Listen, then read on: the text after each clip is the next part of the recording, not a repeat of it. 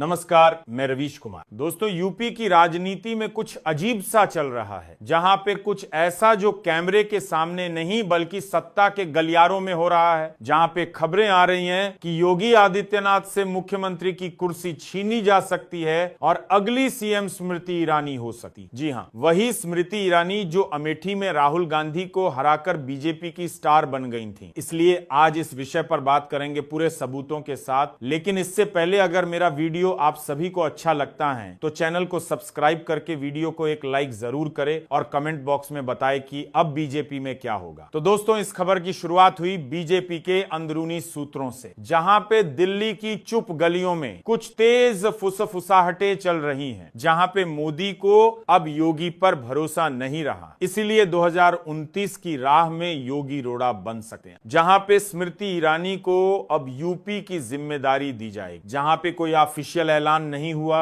लेकिन पार्टी के भीतर पोस्टरवार, सोशल मीडिया की एक्टिविटी और दिल्ली दरबार की हलचल कुछ और ही इशारा कर रही है। लेकिन अब सवाल यह उठता है कि आखिर योगी और मोदी के बीच ऐसा क्या हुआ कि पिछले कुछ महीनों में योगी ने कई फैसले अपने मन से लिए, जहां पे बजट वितरण में केंद्र की सलाह नजरअंदाज की, चुनाव प्रचार में मोदी के एजेंडे से थोड़ा अलग स्वर दी, और सबसे बड़ा संकेत योगी का अपना सोशल मीडिया और ब्रांडिंग अलग तेज करना। इसलिए ये सब चीजें बताती हैं कि कहीं ना कहीं डबल इंजन अब डबल टेंशन बन गया। इसलिए अब आप सोच रहे होंगे कि आखिर स्मृति ईरानी ही क्यों, और क्यों नहीं कोई वरिष्ठ विधायक, कोई अनुभवी मंत्री, कोई संघ का पुराना चेहरा। तो जवाब वही है जो भारत की राजनीति में हर बार होता है, ब्रांडिंग। जी हां, यूपी के मुख्यमंत्री पद के लिए अब केवल राजनीतिक अनुभव नहीं बल्कि पब्लिक इमेज और टीवी स्किल्स देखी जा रही हैं। इसीलिए इस मामले में स्मृति ईरानी एकदम फिट बैठती हैं, जहां पे एक तरफ वे मोदी जी की कट्टर वफादार मानी जाती हैं और दूसरी तरफ वे विपक्ष के हर बड़े नेता पर सोशल मीडिया से लेकर संसद तक हमला करती हैं, तेज, तीखा और स्क्रिप्टेड अंदाज में। इसीलिए जरा याद करिए कैसे 2019 में उन्होंने अमेठी से राहुल गांधी को हराया था, जब एक ऐसा गढ़ जो दशकों से कांग्रेस का किला था और जिसे गिराने के लिए बीजेपी ने हर दाम लगाया, लेकिन वहां की जीत सिर्फ एक चुनाव नहीं, एक प्रतीक बन गई। लेकिन मोदी के लिए जो असंभव था उसे स्मृति ने संभव किया। और फिर बात आती है महिला चेहरा पेश करने की। तो 2024 के लोकसभा चुनावों में बीजेपी को महिला वोटरों से बड़ा समर्थन मिला था। इसीलिए अब अगर 2027 के यूपी विधानसभा चुनाव में स्मृति ईरानी को सीएम प्रोजेक्ट किया जाता तो बीजेपी नारी शक्ति का नारा दोबारा उठा सकती और विपक्ष को एक बार फिर नैरेटिव से बाहर कर सकती। इसलिए संघ और पार्टी को भी स्मृति में एक कमी, ज्यादा मैनेज होने वाला चेहरा दिखता है, क्योंकि योगी की तरह वे खुद को स्वतंत्र सत्ता केंद्र नहीं बनाती। वे दिल्ली दरबार से निर्देश लेती हैं और उसी के हिसाब से चलती हैं, यानी उनके जरिए केंद्र को यूपी में बिना टकराव के सीधा नियंत्रण मिल सकता है। इसीलिए एक महत्वपूर्ण कारण है छवि प्रबंधन और मीडिया नियंत्रण का, जहां पे स्मृति ईरानी सूचना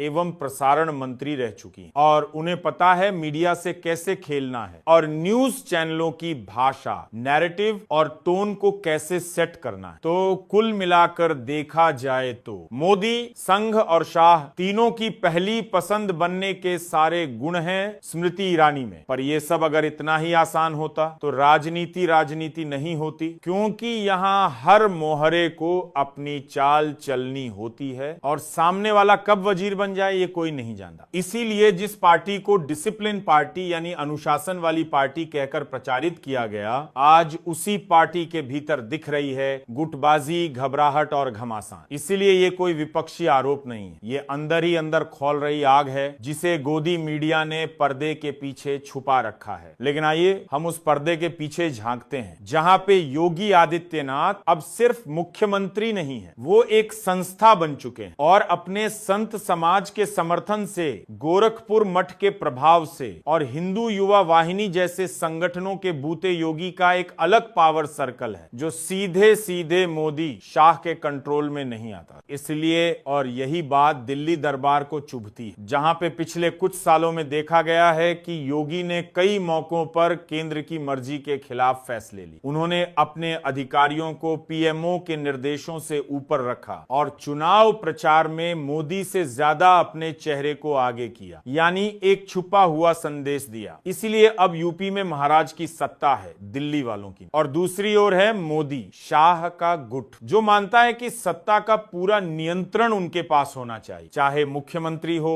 या जिला अधिकारी, चाहे संगठन हो या सोशल मीडिया नैरेटिव। वो नहीं चाहते कि कोई नेता इतना ताकतवर बने कि वो खुद की राजनीति करने लगे। इसीलिए इसी सोच के कारण 2022 में भी योगी को हटाने की कोशिश हुई थी, लेकिन दिल्ली दरबार चाहता था कि किसी लचीले नेता को सीएम बनाया जाए। लेकिन योगी को संघ और जनता का समर्थन इतना जोरदार था कि मोदी भी कदम पीछे खींच गए और अब फिर से वही टकराव। लेकिन 2024 के लोकसभा चुनावों के बाद जब बीजेपी की सीटें घटी और महागठबंधन मजबूत हुआ, तो मोदी शाह गुट को फिर से योगी की ताकत खटकने लगी और तब से तैयारी शुरू हो गई था एक नया चेहरा तैयार करने की। और वही चेहरा बन सकती हैं स्मृति ईरानी, जो न तो पूरी तरह योगी के साथ है और न ही मोदी के। और तब से तैयारी शुरू हो गई था एक नया चेहरा तैयार करने की, और वही चेहरा बन सकती हैं स्मृति ईरानी, जो न तो पूरी तरह योगी के साथ है और न ही मोदी के। वे बस इतना चाहते हैं कि हिंदुत्व की विचारधारा कायम रहे, संगठन का संतुलन बना रहे और पार्टी का नियंत्रण चयनित चेहरों के हाथ में ही रहे। इसीलिए ऐसे में स्मृति ईरानी को सामने लाकर मोदी शाह इस गुट को भी खुश करना चाहते हैं। अब देखिए, महिला भी है, वफादार भी है और संतुलित भी है। इसीलिए तो जब आप अगली बार टीवी पर देखें कि योगी जी ने फला योजना का उद्घाटन किया या स्मृति ईरानी अमेठी में महिलाओं से मिली, तो समझ लीजिए कैमरे के पीछे एक बहुत बड़ी राजनीति चल रही है, जहां पे दिल्ली और लखनऊ के बीच एक अदृश्य रस्साकशी है। इसलिए सवाल अब यह है कि क्या योगी गुट झुकेगा, क्या मोदी शाह गुट जीत जाएगा, या फिर बीजेपी खुद अपने अंदर से टूटने लगेगी। क्योंकि जब पार्टी में गुटबाजी घर कर जाए तब हार विपक्ष नहीं दिलाता और उसके बाद अपना ही अपनों से हार जाता है। इसीलिए जब सत्ता पक्ष की राजनीति में भूकंप आता है, तब एक उम्मीद होती है कि विपक्ष सवाल पूछेगा, विपक्ष सड़कों पर दिखेगा, विपक्ष जनता के बीच आवाज उठाएगा। लेकिन अफसोस, जब उत्तर प्रदेश में मुख्यमंत्री बदलने की चर्चा जोरों पर है और जब बीजेपी में आंतरिक गुटबाजी सामने दिख रही हो, तो विपक्ष चुप है और कई मामलों में गायब है। इसलिए कांग्रेस के नेता राहुल गांधी इस समय न्याय यात्रा पर हैं। वो रोजगार, महिला सुरक्षा, महंगाई, किसान जैसे मुद्दों पर बात कर रहे हैं। मगर यूपी की सत्ता में इतनी बड़ी हलचल चल रही है और अमेठी की सांसद यानी स्मृति ईरानी को सीएम बनाए जाने की बात हो रही, फिर भी कांग्रेस की तरफ से कोई ठोस राजनीतिक बयान नहीं आ रहा। इसीलिए क्या ये राहुल गांधी की रणनीतिक चूक है, या फिर बीजेपी के अंदर की लड़ाई को वो आपसी मामला मानकर दरकिनार कर रहे हैं, जहां पे समाजवादी पार्टी के नेता अखिलेश यादव की राजनीति सोशल मीडिया तक सीमित होती जा रही। इसलिए कोई प्रेस कॉन्फ्रेंस नहीं, कोई जनसभा नहीं और न ही कोई जमीनी लड़ाई। इसीलिए आज जब योगी की सत्ता डगमगा रही है, तो अखिलेश के पास मौका है कि वो खुद को एक मजबूत विकल्प के तौर पर पेश करें। लेकिन उनकी पार्टी में भी दिशा की कमी है और शायद हिम्मत की भी। जहां पे एक समय यूपी की राजनीति की सबसे ताकतवर नेता मायावती जी थी,